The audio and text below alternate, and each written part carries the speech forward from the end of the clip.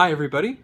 I wanted to talk to you a little bit today about what to do and what it means if you get the message that we've taken targeted action on unnatural links pointing to your site. It's an interesting message, and there's a little bit of nuance to this video, so I want to give you some background and maybe a little bit of historical context. Google's primary purpose, the web spam team's primary purpose, is to make sure that users get the best search results and that we protect users from having a bad search experience. So first and foremost, we're thinking about how do we return the best quality search results? How do we make sure that we not return spam?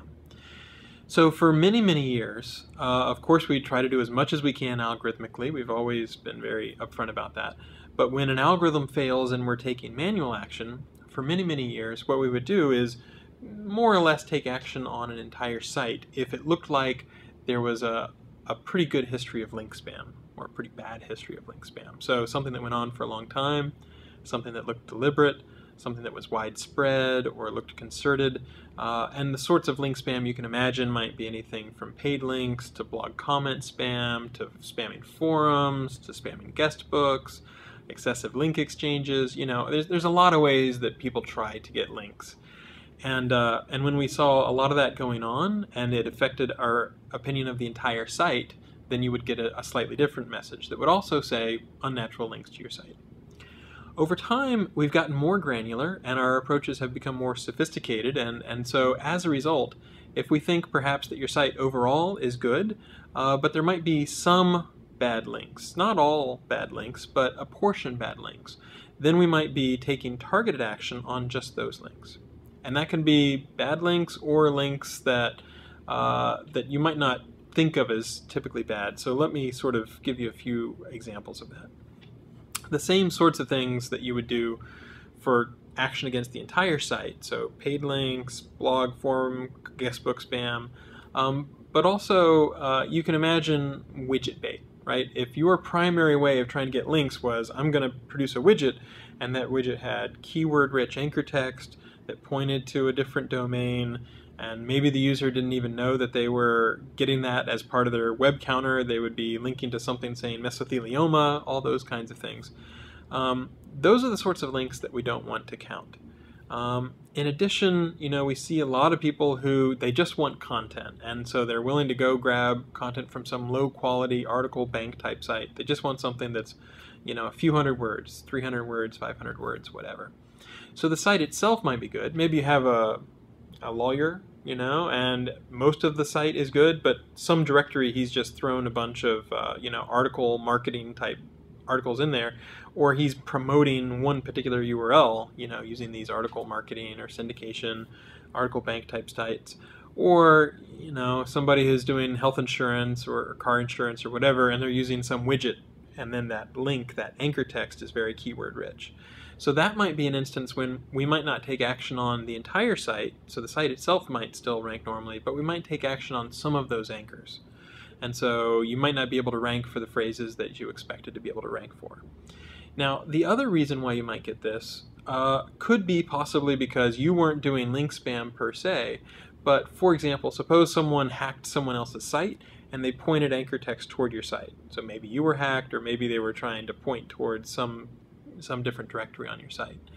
Another one that we've seen is, you know, suppose you're a newspaper and you've written something relatively nice about somebody, and then it turns out later that he's embezzled or he's been involved with a real estate scam, or for whatever reason, he's using a reputation management firm.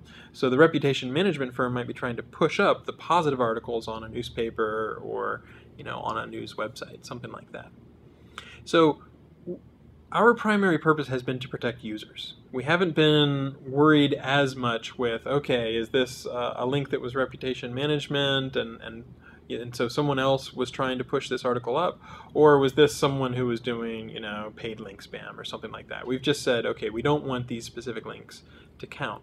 So it hasn't been the case that we've necessarily put it in terms of, okay, we think that these are bad links, or we think that these are links that are, you know, not intentional or not intended to push you up higher on your own. Maybe it's just some other third party trying to push things. Either way, we're not trusting these links. So that's a little bit about why you might get that message. So now the question is what to do about it. So the most simple thing to do is download your links Google now allows you to sort by most recent links, so certainly that's the place where I would start. If you get this message and it's something that just happened, and we're only sending this to a very small number of sites, so at least right now, less than 10 sites a day are getting this sort of message. But if you do get this message, maybe that's a good time to say, okay, what kind of links have I been getting recently?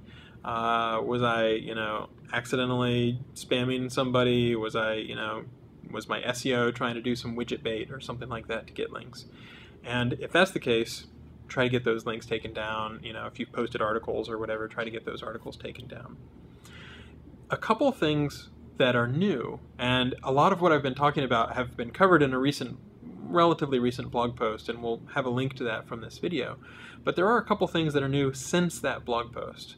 So the first one is, we're trying to work harder to actually show you an example of the links that we're not trusting anymore. So a lot of people were frustrated because they're like, okay, you say you're taking targeted action on links to my site, but I don't know which links they are, so I don't know where to start looking. And that was fair feedback, and we appreciated that. So we've been trying to work on a way whereby when we say we don't trust some links, we're going to try to show you 1, 2, maybe 3 examples of what the sort of links are that we don't trust, and that will help to guide you in the right direction to take those links down. First and foremost, you should be trying to get those links down, take the pages down that have those links, talk to different webmasters and say, hey, could you remove this widget or whatever it is. I would very much like to see people do a prolonged, sustained effort on that. But if you've contacted webmasters multiple times, you're not able to get in touch with them, you can't get them to reply, and no matter what, you just can't get that link quite pulled down, then you can use the second thing that's relatively new. And that is the disavow links tool that we just launched not that long ago. So what does this mean? A disavow links tool will have a link with more information about disavow, but I'll give you a very high-level summary. What it allows you to do is tell Google, I would like you to ignore these links. So you have a list of links, maybe from this URL, from this URL. You can even say from this entire domain. Don't trust any links from this domain to my site.